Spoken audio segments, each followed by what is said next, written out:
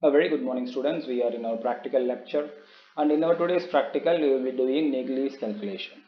And for this thing, I had referred the journal that is titled as Niggles Principle of Igneous Petrology, Igneous Petrogenesis, and the author is T. M. Muthuswamy. And I had attached the journal along with the description. So if you want to go through it, you can just download it in the description box. So let us get into the heading, the Niggli value. So Niggli considered that the petrogenetic causes are to be traced to the reaction that takes place in the melt. That is in terms of like a homogeneous equilibrium condition. Not only that, he argued that the atomic and the molecular value derived from the weight percentage of oxides. That forms the unit of petrogenetic studies. So this gives a correct picture of fundamental chemical characteristics of the mineral or the rock as a whole. So they are valuable in interpreting the mode of origin of minerals, in making comparative studies of minerals, and in the classification of rocks. So they support the studies based on the atomic chemistry.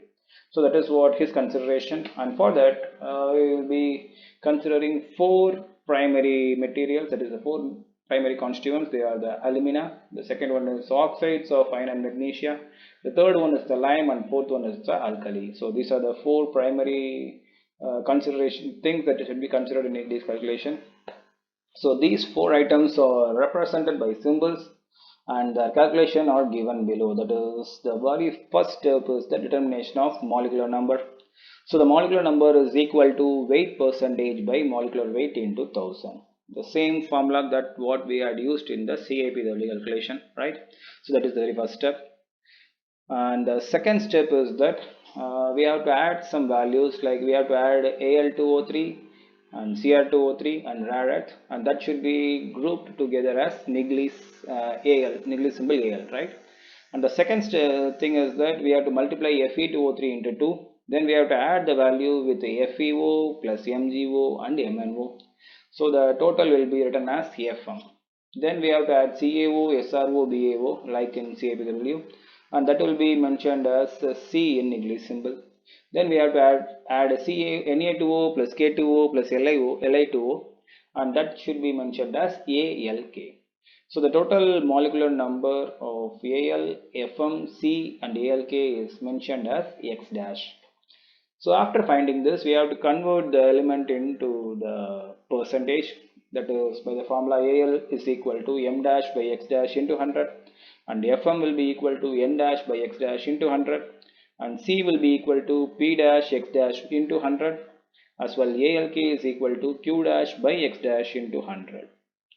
Along with this, we have also have to calculate some percentage like SITIP, that is Si is equal to molecular number of SiO2 by x dash into 100, and for Ti, molecular number of TiO2 by x dash into 100, and for P we have to calculate by molecular number of P2O5 by x dash into 100. So not only this, we also have to find the ratio of K and Mg. So to finding the ratio of K, what we have to do is K is equal to, that is the ratio of K is equal to molecular number of K2O by alkali, and Mg should be equal to molecular number of MgO by Fm. So thus the molecular values of say Al, Fm, C, Alk, Si, T and Pr are expressed in terms of percentage, and K and Mg are represented as in ratio. So after this, what we have to do is we have to find the quartz index, that is Qz at derived value, that is calculated by the formula Qz is equal to Si minus Si dash. So we have to find the Si dash value, that is Si dash is equal to 100 in plus 4 ALK if alkali is less than alumina. If alkali is greater than alumina, the formula will change, like Si dash is equal to 100 plus 3 Al plus 1 ALK. So this is the formula for Si dash. So after finding this, we will calculate the Qz, that is Qz is equal to Si minus Si dash, and the Qz could be positive or negative. And this positive or negative value will give you a valuable clue for the mineral that should be expected to be formed, right? So this is how the Niggles calculation is done, and there is also further steps, like the resultant can be classified in terms of divisions, subdivisions and all such things, but that is not not our main thing. So what we will do is we'll just conclude here it is here itself, and if you want to go through this, you can just go through in our description link. And for your practicals, I will be solving one sum for you. So let us try it with an example. So the left side image gives some of the value of Niggles calculation, that is SiO2, Al2O3, Fe2, FeO, MnO, MgO, CaO, Na2O, K2O, TiO2O, TiO2, P2O5, H2O. And the total you can see it is like 100.74. The total sometimes may increase, that is sometimes may exceed 100. So the very first step, as you know, in terms of CAPW, the same thing, that is the calculation of molecular proportion. So molecular proportion into 1000, the formulas you know, that is weight percentage with molecular weight. So what we will get is these are the answers for the elements. So the next step, as we mentioned earlier, that is M dash, that will be equal to Al2O3 plus Cl2O3 plus rare earth.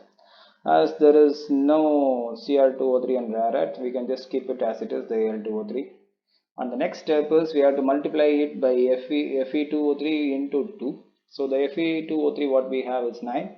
So we have to multiply it into 2, that will give us 18. And we have to find out N dash. The N dash will be equal to FeO plus MgO plus MnO.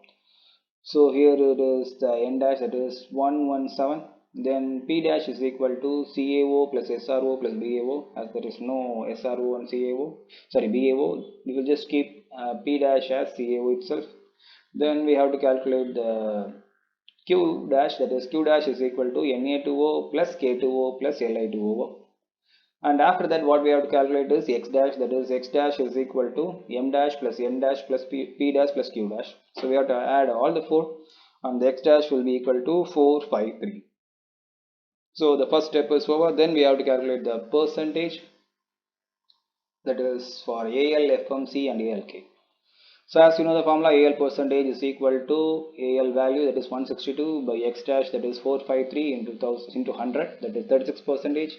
Then FM percentage will be equal to, FM is say 117, that is N dash, by 453 into 100 percentage, that will give us 26 percentage. Then C is equal to P dash by X dash, that is 87 by 453 into 100, that is 19 percentage. And ALK is equal to 87 by 453 into 100, that is like 19 percentage. So after calculating this percentage, what we have to calculate is we have to calculate the SI percentage, TI percentage and P percentage, where SI percentage is equal to SI value by X dash, that is 1092 by 453 into 100, and that will give you 241 percentage. And TI, that is 5 by 453, that will give you 1.1 percentage. And P percentage, that is say 1 by 453, that will give you 0.22 percentage. So these are the percentages that we have to calculate. Then we have to calculate the ratio. So the Mg ratio is equal to Mg by Fm, that is 63 by 117. So that will give you 0.538. And the K ratio is like K2O by ALK, that is 21 by 87, that is equal to 0.241. So these are the ratios and all such things we have to calculate. The next step is we have to find out the SI dash value, right? As you know, the alkali is 19% and alumina is 36%. So the alkali is less than alumina. And from the formula, that is SI dash is equal to 100 plus 4 ALK, where ALK is 19, that is 19 into 4 will give you 76. So the SI dash will be like 176. Sorry, I have just forgotten the 1 here. So 241 minus 176. So the answer is QZ is equal to 65 percentage. So the quartz index shows us the positive value, that is 65 percentage. From this quartz index, we can conclude that the rock will be like oversaturated rock, like say granite or granodiorite, and the minerals expected are like feldspar, augite and hornblende. So with this, I am just concluding the Niggles calculation. Just try it yourself, and if you have any doubts, just discuss with me in the class. Thank you.